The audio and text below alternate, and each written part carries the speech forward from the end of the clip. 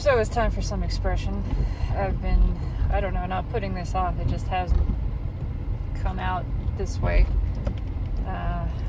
It's been all internal. Not all internal, actually. That's totally untrue. I spent a long time discussing all of this, expressing this to my partner. And, you know, that was all I wanted.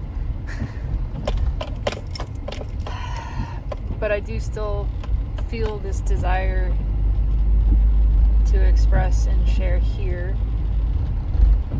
I don't know, because I do. Because it feels like this is an important thing, whether or not it's relatable. It's to do with relating and relation to other human beings. My ex showed up last night, unexpected. She is a truck driver. She had not been home for, I guess, 6 months. I hadn't realized it had been that amount of time, but that was her count. And she said she didn't know if she was going to get home time or not until it happened. But the moment that she told me was when she was in the house. And I was in the bathroom, and she called me from the living room and said, "I'm here." And of course it is her house. We own it together, but her name is the primary. And she lives there. It's her place of residence, so of course, you know, she should be allowed and feel welcome to return there at any time. And I mean, a warning is nice. Specifically because our dynamic is not a positive one. It fluctuates, of course. Of course, it's fluctuated. It wasn't terrible the whole time. We were together for 10 years. But it was a very unhealthy, unbalanced power exchange. And without getting into details of that, because I don't feel like they're really conducive to anything, I feel like all of that is just adding more to that story. If I were to talk about what that experience was like, which I have, it's just kind of adding more fuel to this fire that I don't want to keep burning anymore. There were parts of myself, I am far more interested in fully acknowledging the role that I played in that, you know, I was complicit, and it takes two to participate in an unhealthy, toxic exchange. That doesn't mean either person is toxic. That doesn't mean either one of us is bad. It means that we both had wounds that fit each other in an unconscious way. It was a lot of unconsciousness happening. You know, the parts of me that I didn't acknowledge that enjoyed playing the victim, and the parts of her too. There was this huge thing in me that loved the victim identity, loved again being the suffering martyr, and set her up to play the villain, and provoked certain things so that it could continue that experience and feel satisfied by that. That absolutely took place. I want to honor and acknowledge that completely. That it happened on both sides. That clearly our experience, and this is really interesting, our experience of the entire relationship was dramatically different. We were not ever in the same relationship from what I can tell now. Our experience of it the entire time was different. We were never on the same page. And I am acutely aware that were never in love. There was some loving interaction there. There was some love there. We were not in love. I did not love her. She did not and does not love me. Again, there's stuff under the surface that is loving. And the most loving thing, the way that I am loving her now, is by acknowledging that I don't want to be around her. And that's not because she's a bad person. That's not because of anything. It's that I don't have any desire to be a part of her life, for her to be a part of mine. And that is the most loving thing that I can express, honestly.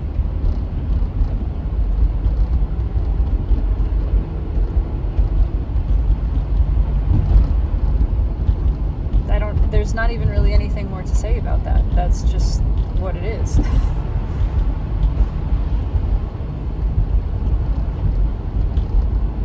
But it just became really, really clear to me how nothing that we had engaged in the 10 years of our relationship was actually a genuine, loving relationship. Again, there were moments. There were certainly some actions and some feelings of that. But that was not the foundation of it. The foundation of it was power struggle and feeding these unconscious identities in each of us. And just this back and forth triggering,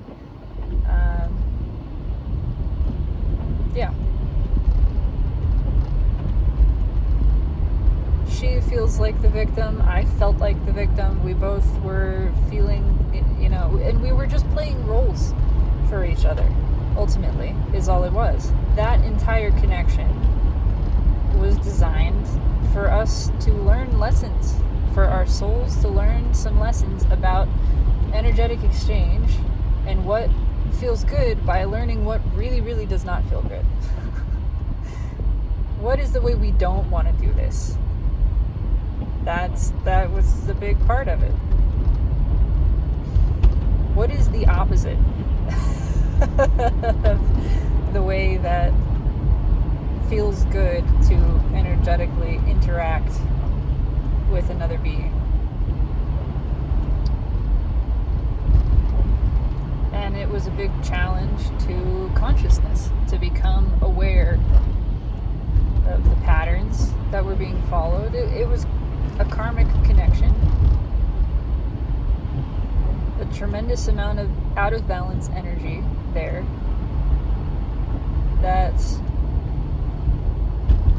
had to be recognized with awareness, with consciousness, in order to be disengaged from, in order for that cycle to come to a close. Nothing happens without permission. All of that happened with my permission. There was nothing that happened to me that I didn't consent to energetically, that I didn't ask for. So all of it went exactly the way that my soul intended, and hers. Nothing went wrong there.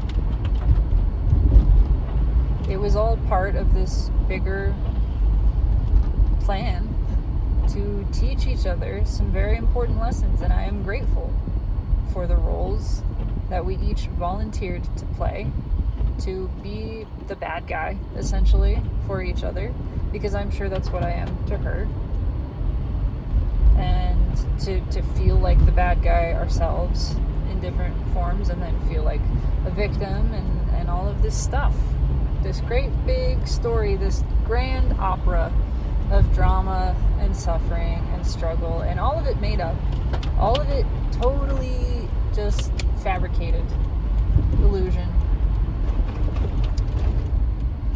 And it certainly, for quite some time, gave me a lot of satisfaction to resent her.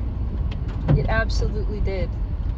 Absolutely a big part of an identity that enjoyed resenting her, and I think would, actively try to trigger certain things, try to provoke her so that I would have the opportunity to resent her. for the response, or reaction rather. Yeah, that definitely happened. And so now I'm trying to pay really close attention. I'm trying to be really aware of what is my motivation in every interaction. Why is it that I feel what I'm feeling, compelled to say or do something? Examining all of that. Is there something that I really need to say? Does this need to be said? Or do I feel this urge to say it because some part of me knows it's going to generate a reaction in her that is then feeding this other victim identity that's saying, see, I told you so. I knew that would be, so that she can meet some expectation of my perception of her, and just reinforce that, and then reinforce this whole identity that's built around that. And it's tricky to try to suss it out, because there's also been this tremendous avoidance of conflict within me. So I'm trying to identify, what parts of me are seeking to provoke conflict so they can feed on that, and what parts of me are seeking to maybe run from it. And I am looking for the balance between those things. But ultimately, it seems to me that there is very little that needs to be said. I can just stand in my knowing of certain things. My knowing that I am good and whole and complete and worthy, and that she is good and whole and complete and worthy, and that our experiences don't interfere with one another. She does not create in my reality, and I don't create in hers. She has no power to hurt me. She cannot harm me, and I cannot harm her. Whatever is perceived, whatever was perceived by me as a slight, as a wound, as harm in the past, it's not so. It isn't so. Everything went the way that it was intended. Everything went right for me. Everything worked out for me exactly right, exactly well. Nothing ever went wrong. I was never wounded. There is nothing to fix here. There's nothing to heal. I was never harmed. So there's nothing to forgive, even. There's really nothing to discuss. I don't need an apology. There's nothing to discuss. Nothing went wrong. She served my soul exactly as it requested. Exactly as I asked. She did. And I did the same for her. So what is there to apologize for? There's been no transgression. There's been no trespass. Nothing has gone wrong here. She has not hurt me, and I have not hurt her. Nor is that possible. It is not possible in any of our interactions for something to happen without consent, without intention, without something being satisfied and fulfilled and met. So it's all good. It's all good, and there's really nothing to discuss. And whatever happens from there, if there is a conversation to be had, then I will listen. I will be present for that conversation. I will be open, and I will stand in my space and notice if I feel compelled to do something like apologize or explain or justify myself. And remember that I have no need to do those things, and neither does she. And I'm not going to request an apology or an explanation or justification from her.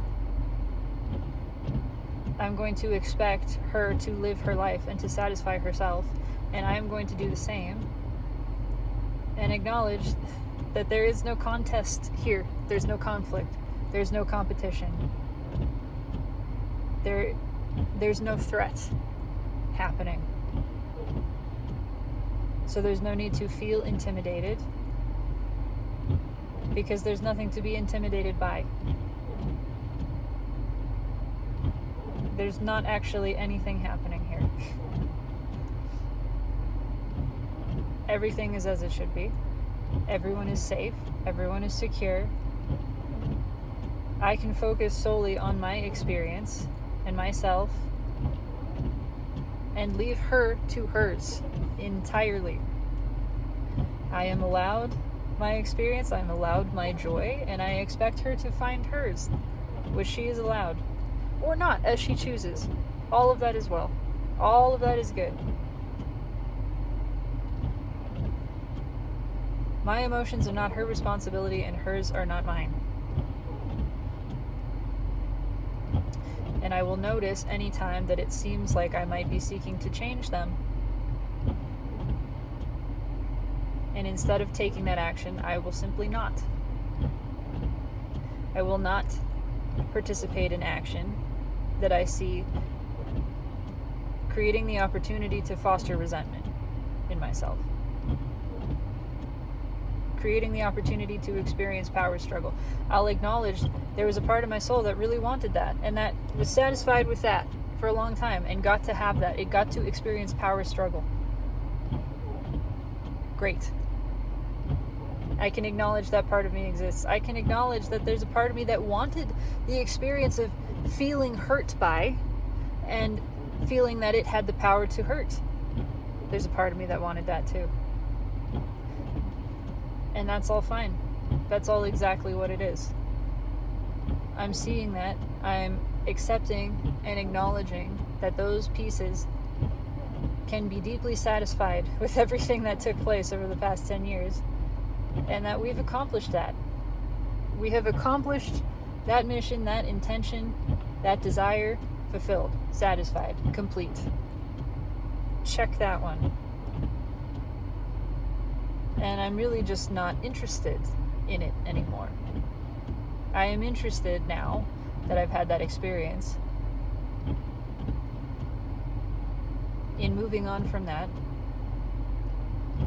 in recognizing and experiencing that no harm can come in having this realization, this revelation, this liberation from that bondage-oriented perspective, that there is no tie.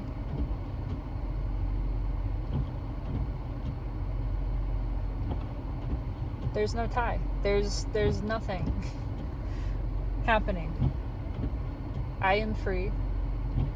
She is free. All is well.